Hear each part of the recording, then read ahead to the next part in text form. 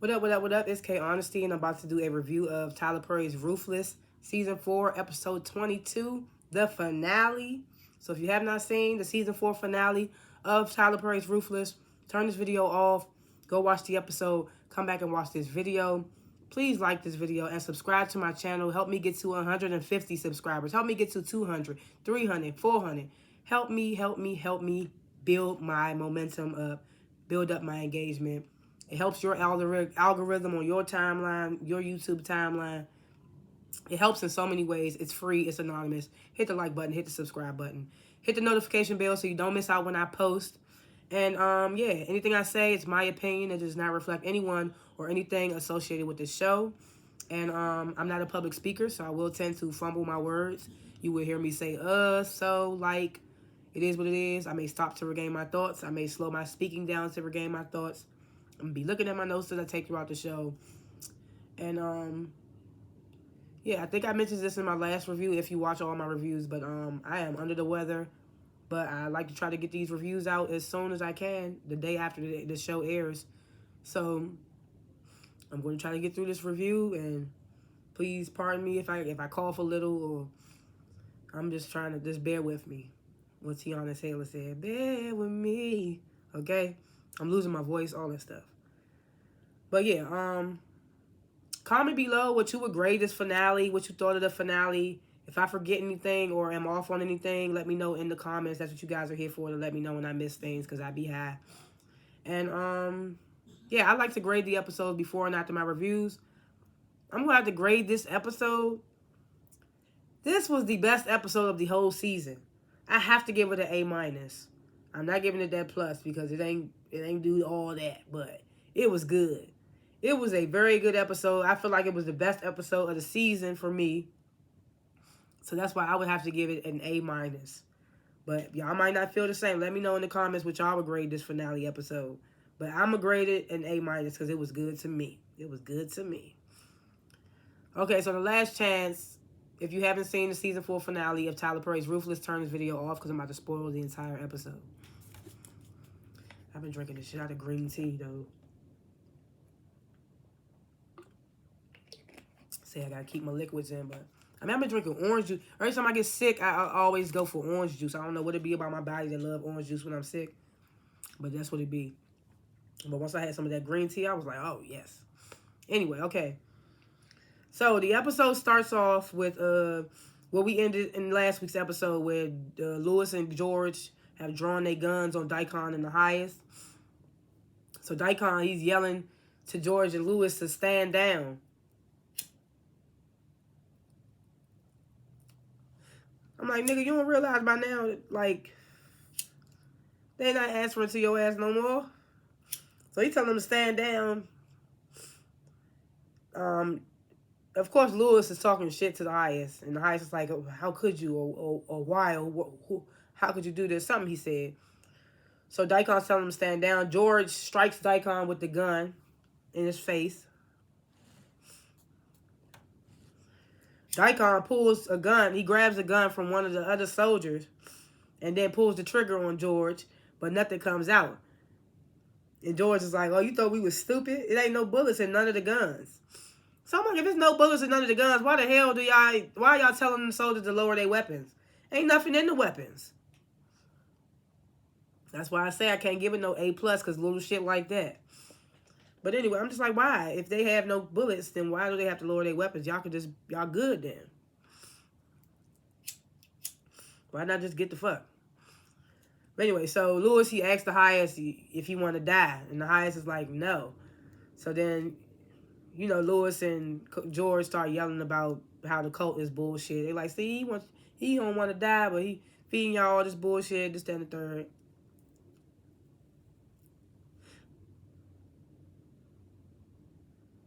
Trying not to cough, because... So Lewis then instructs Bridget to get up. So Bridget, she gets up, she pulls out the gun, puts it to Ruth's head. She's like, I've been waiting for this.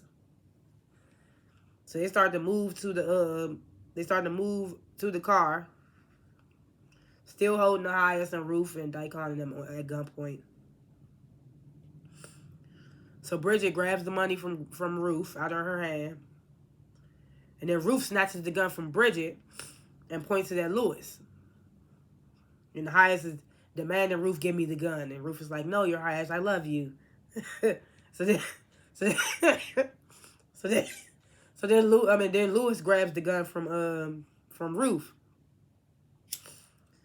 And then they all get in the cars, minus Ruth, of course. So I didn't see this coming. I didn't know Ruth wasn't leaving with them. I remember them talking, her and Lewis talking about it, saying, you leave, promise you're going to come back or whatever. But I thought now that she had some info on where her daughter might be at, that she was going to leave with them, but she didn't. So Lewis, he snatches the gun from Ruth, and then they all get in the cars. They take the highest with them, and they drive out of the compound. So I was like, oh, so leaving Ruth there, was that part of the plan? Was it not part of the plan? I was lost.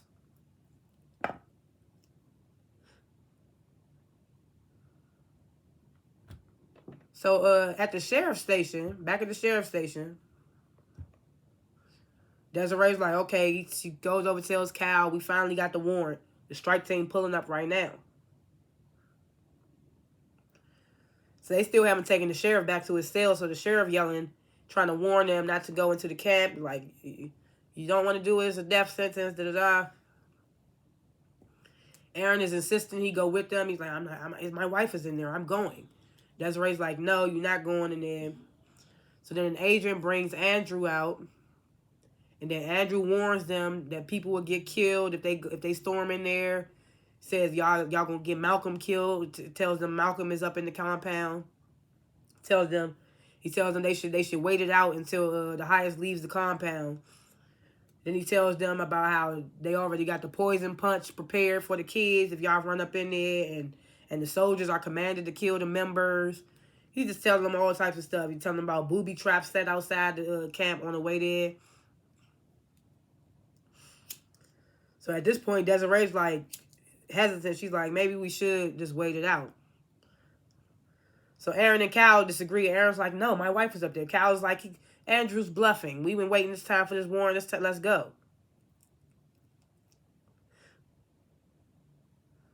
Then Cal gets an alert on his phone that the highest is on the move. So Desiree asks the agent that just brought Andrew out. He's like, get confirmation that the highest is out of the compound.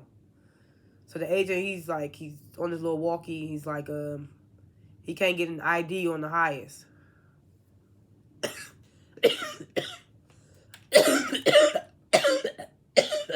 Excuse me. Damn. Desiree and Cal, all they heard was that the highest was on the move, even though the agent said they didn't have no ID. And they grabbed, they like, all right, let's move out. They move out with the strike team. So back at the camp, Daikon, he's demanding the remaining, excuse me, he's demanding the remaining men to go get everything that they got. Get anything. I don't care. Grab anything.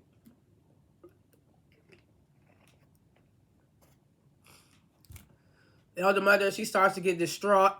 She's like, oh my God, oh my goodness. Next thing you know, I said raps, because I was about to say slaps.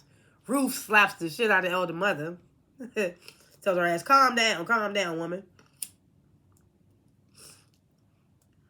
So Ruth, she starts barking like orders, giving an encouraging speech, telling the ladies, go find any weapons that you can. Then she whispers to Joan, go find River. Daikon's like, who do you think you are, Ruth? So Ruth's like, we need to be prepared in case, we need to be prepared in case we're attacked.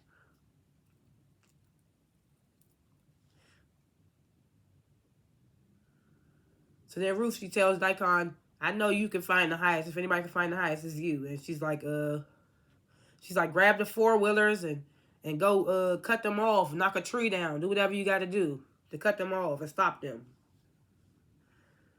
So Daikon, he angry, but he's like, okay. Then Manny runs up, tells them that there was sugar put in the four-wheelers tanks. So I was like, damn, okay, they thought of everything. I was like, they ain't forget nothing. I was impressed. So Ruth's like, well, we have to catch them on. We have to try and catch them on foot.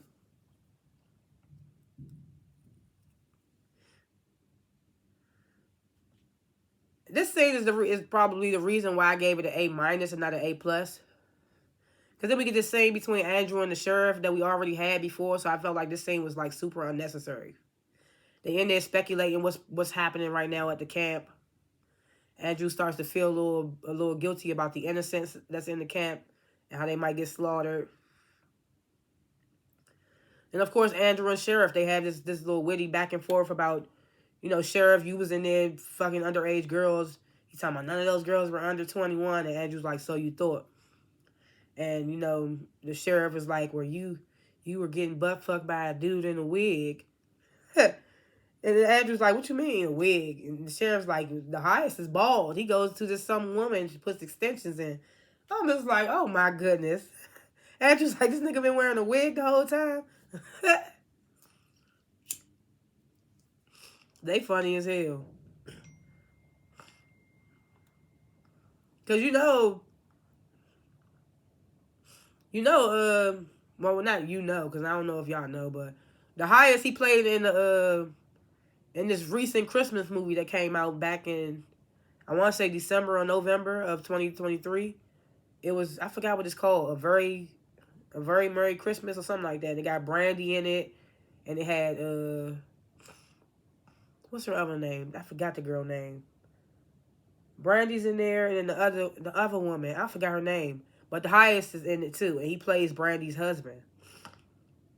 And he got a haircut on there. So we knew the highest was wearing a wig. I didn't know, I'm not gonna lie. But when I saw him in that Christmas movie, I was like, oh, okay, so that's not his hair on Ruthless. Anyway, I'm going all off script, but told his ass the highest is wearing a wig. So then we get this scene. River comes over to Ruth and asks her if all the money is gone. And Ruth is like, yes. So River's like, well, I'm leaving. Ruth's like, well, I still have to find out where my daughter is, so I'm staying. But she tells River, like, you should go while you can. Get out of here, because, you know, when the FBI comes, we could all be charged for child endangerment. But not really, because he had y'all, you gotta remember he had y'all drugged up. Well, maybe they wouldn't get charged. I mean, maybe they would get charged because they not drugged up, but he had y'all drugged up, so most of the time, y'all, what's the word? Your feelings and your thoughts and your actions and stuff will be a little less. Well, you know, you under the influence, so sometimes the stuff you do is not what you would do if you wasn't under the influence. So that's what I'm trying to say. Like, he be having y'all hide up. So child endangerment, it will really just fall on him. But he be off shit too. His elder mother, elder mother probably the only one that ain't getting drugged up by stuff. And Daikon. But either way, so yeah, she tells River all of this. You should get out of here before they charge us with a child endangerment when they come in here. Da-da-da. Go find Joan. She tells him, go find Joan. Tell her to split that money that she got in that account with you. Y'all can leave together. So I was like, oh, this bitch. I was like, Ruth is a slick one. Because I was just saying in my last review, I don't know how this plan is going to play so much in Ruth's favor. But after seeing it play out, I was like, okay, Ruth. So River finds Joan in the finance trailer, and Joan is like, oh, I can't leave without you and Ruth. She's like, I have $1 million, and I will split it with both you and Ruth.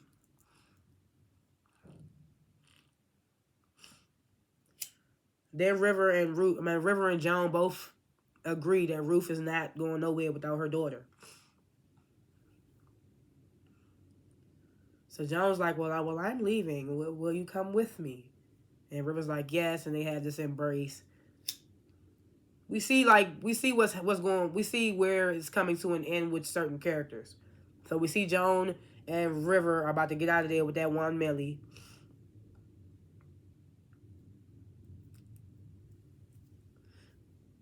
that they now got to split 3 ways. 4 ways if Laura really was in on the plan.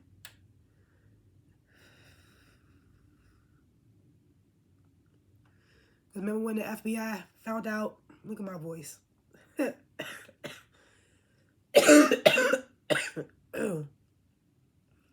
Remember when the FBI found out that Laura and Joan worked together as financial whatevers?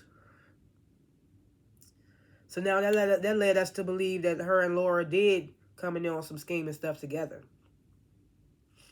So if Laura really is if she really was in on the scheme with Joan, she gonna want her cut. They gonna have to split that $1 million 4 ways.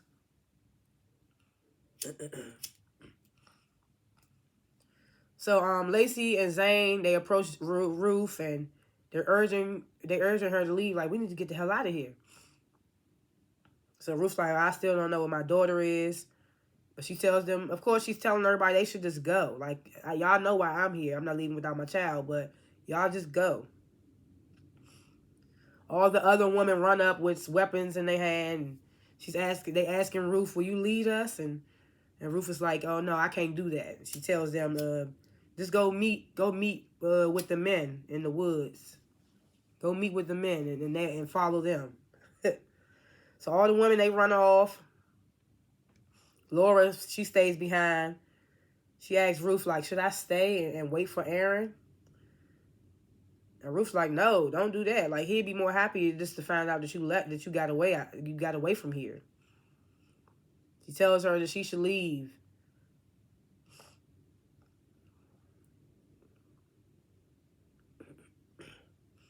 So then Ruth, she sends Lacey and Zane off to put on street clothes. She's like, y'all go put on some plain clothes and get out of here. Yeah, I just realized Laura left by herself with the damn Rockadoochie robe on. But then, cause later Lacey and Zane come back with plain clothes on. So then we get this funny ass scene. Elder mother, she comes over the roof. She all drunk, inebriated. She asked, I just said the same word twice, whatever. So she asking like, why didn't you leave the woman?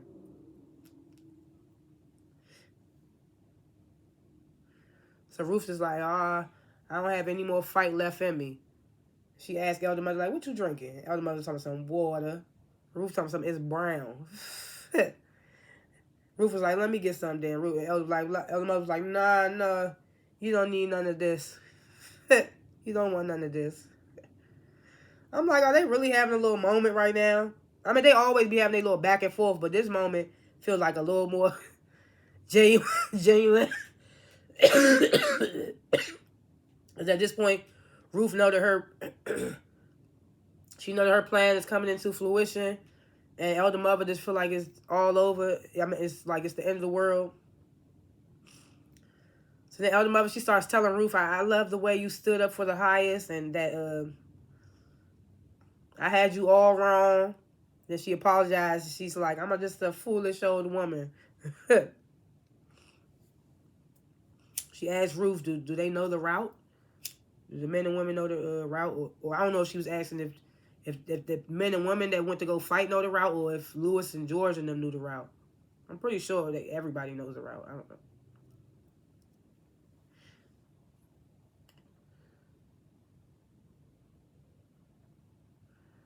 I just lost where I was at. Okay. So Ruth's like, oh, I don't know if they know. Elder Mother, she's going on and on. Like, I have nowhere else to go. Like, what do I do? She's like, what do I do now? She's like, who will lead? And she says maybe she says to Ruth, maybe the child that you're carrying, maybe he could be the new leader. She's like, we can stay here at the camp until he is born. So Ruth's like, well, I'm not leaving. She said we just have to wait here and see, and she said we have to just wait here and see if we have a fighting chance for the highest. So then she tells Elder Mother, how about you just go lay down, get some rest. Elder Mother's like, well, what if the highest comes back and he finds me asleep? And Ruth says, "Oh, don't worry, I'll wake you up." The other mother's like, "No, you won't." No, the fuck she won't either. So she gets up, heads to her trailer, singing Raku songs. So we get this scene, Daikon and the men, they find this one soldier in the woods who has a working gun all of a sudden. I thought all the guys didn't have guns with bullets in them. So Daikon, he asks the soldier, like, "Are you with us?" And the soldier's like, "Yes, Daikon." So Daikon's like, "All right, well, give me that gun." And then he gives him the gun, so people in there really believe the shit.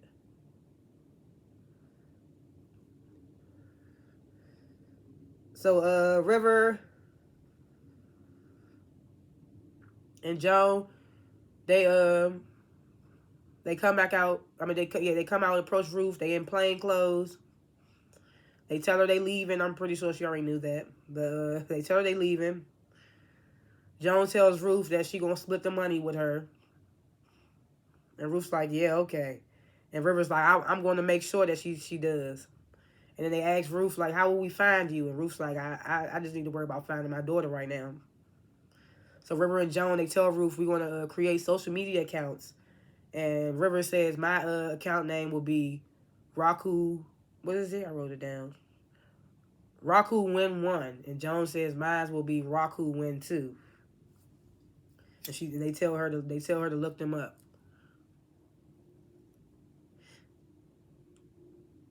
So then this is when Joan asks Ruth, are me and you good?" And Ruth says, "Oh, yeah, you send that money, we'll see." I said, "I know that's right, Ruth. Can't trust that bitch. You just found out she was storing her own little cash. That's why you couldn't really trust nobody." And Ruth got away with the most. So Zane and Lacey, they run up. They wearing street clothes too. And Ruth tells all four of them, Zane, Lacey, River, and Joan, "Get out of here. Just run, go." So they all have this one big embrace. So it was cute. And then the four of them, they leave. So then Ruth, she goes to that car covered with newspaper, the one Lewis and Bridget go to the hookup, the one that she also hid the other bag of money. So she hops in that car. She like, "Please God, make this work." And she turned that ignition and drives out of the compound. I was like, "Oh, Ruth is in the wind." But she need to change clothes and cars real. She need to change clothes in that car quick.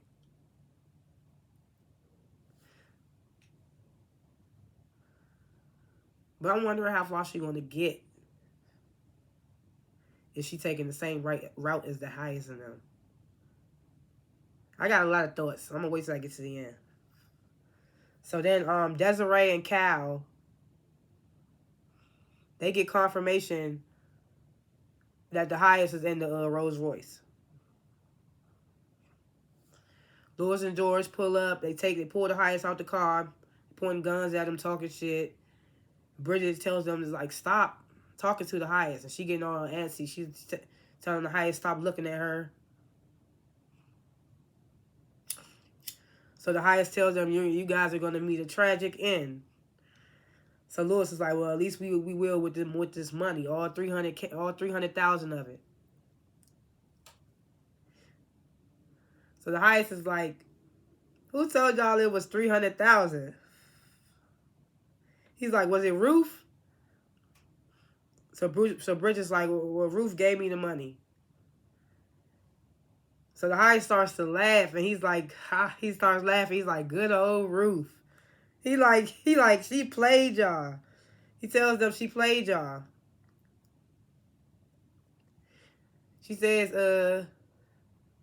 no, the highest says, he said it was almost 3 million in that day bed. He's like, "You think I was just going to banks every day for 300,000? So they all having mixed feelings. George feel like the highest is lying. Bridget says at one point that she saw the 300,000 in the day bed. But think about that. That probably was early in when they first started planning it, because Ruth wasn't in on the plan with them when they first started planning it. She only found out later. So when Bridget first saw the money under the daybed, that probably was when they first started colluding, her, George, and Lewis. And she probably only saw 300,000. That's probably when he first started going to get the money. But why wouldn't they think that it's accumulating if he's still going to the bank? I don't know. But he like, she played y'all. Why would y'all think I'm going to the bank every day for 300,000? So like I said, everybody got mixed feelings. Bridget and George feel like the highest is lying. Lewis feels like Ruth played them, and Lewis starts getting angry. He strikes the highest with the gun a couple times. And then he's like, man, we going back. Nigga, what? Nigga, who? Nigga, I was like, nigga, when he said that, I was like, nigga, what? Ain't nobody going back. You better be grateful for what you got and take what you got and get out of there while you can. So George and Bridget like, nah, no, we not going back. Lewis like, man, we going back.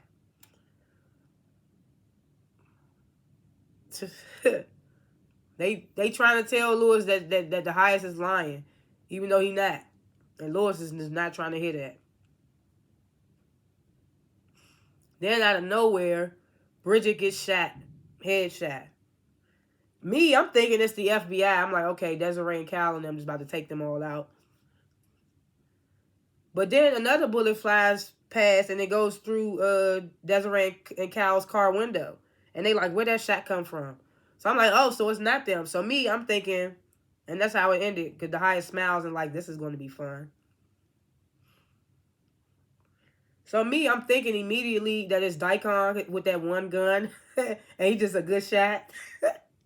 but also, why would you shoot the person that don't have a gun on the highest? That's a weird thing too. Why wouldn't they just shoot George and Lewis immediately? If they had a clear shot, they had a clear shot of Bridget, so they mean they had a clear shot of Lewis. So why wouldn't they just shoot Lewis off Bucks? So that was my one thing. And then I'm like, okay, Ruth. I'm like, if this is somebody that's helping the highest, then Ruth might be in trouble, because also, because I was about to say she might be in trouble because then they're going to try to come look for her, and they know she's going to get her daughter, so they're going to know where she's going. And they're going to beat her there because she don't know she don't even know where it's at yet. But also, she driving that car, what if she takes the same route that Lewis and them took? She's going to drive right into the mess. Was there anything else that I wanted to talk about? I mean, I'm glad the people that got away, that wanted to get away. The rest of the cult members is in the woods, running around, trying to get active. What happened to Peter? The one that River was messing with? They never told us what happened with him. So I wonder what happened with him. What happened with Malcolm? What did George do with Malcolm? So those are going to be things that they're going to have to answer in season 5. I mean, where does it leave everybody now? Like, I don't know. I feel like it's about to be a shootout in the season 5 premiere. I feel like, is it something that I'm forgetting? Oh, yeah, like I said, if Laura really was, what happened with Laura, too? If Laura was really in on the plan with Joan, they're going to have to split that 1 million 4 ways. Ruth got about probably got like 2 million. 2 milli. She probably got like 2 milli. She out of there. I hope she find her daughter and get Tally's daughter, too. Just get all the kids, matter of fact. Well, she can't do that because some of their parents still in the cult, still brainwashed. If only they would have knew that them kids wasn't in there the whole damn on time, they could have been right. The FBI could have been right up in there. I don't think there's anything else. I guess those. Do I have any more thoughts? Is there anything else I forgot to talk about?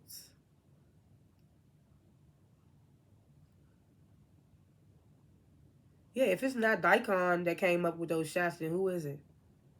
The high don't tell me the highest got somebody else that we don't know about.